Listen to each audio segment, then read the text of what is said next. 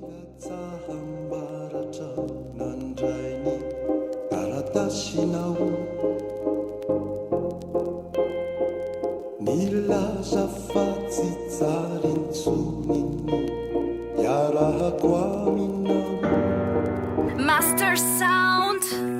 Ohatra ny latsahambaratra raha foana maky, le taratasy napetraka tsy misy fanaiky fa ianao andao tsy maintsy andaony akany. Soavaty mahereza velomany hoany fa na mafo fisarana zany tsy atao akivy. Aleo atraka-loha fa natenako miziriziry, ndava fentsiky fa tsy maso mangano hoany. Loza sy mivavary fa tsara pirina tsisy ono-ono, lanitra manga ny sety mahatonga ny sembandrahoany. Alahelo mitambesatra ny valiny tandrifin-drahony, aizany anjara izany mandidy izany tantara, fa ny masoko mitompo ny volany inoky tsara.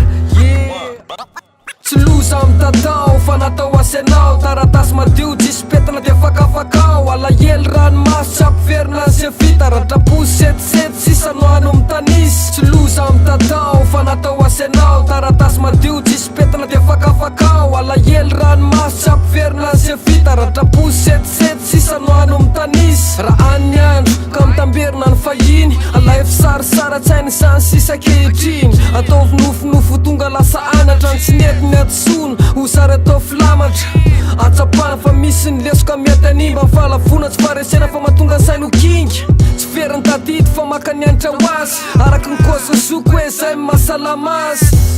De ohatra zany ny papo sa tsisy petina, feza tendra fetina litera teny raketana. Oentina tsy arovana fa mpandalo ny zanak'olombelona, amty fiainana mainy fa mofa tsy mainy famelona.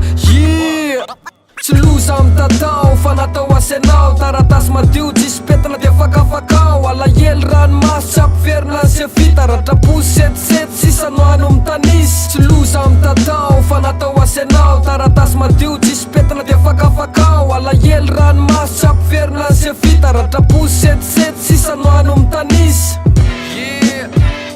Kompena zay, taratasy madio tsisy petina.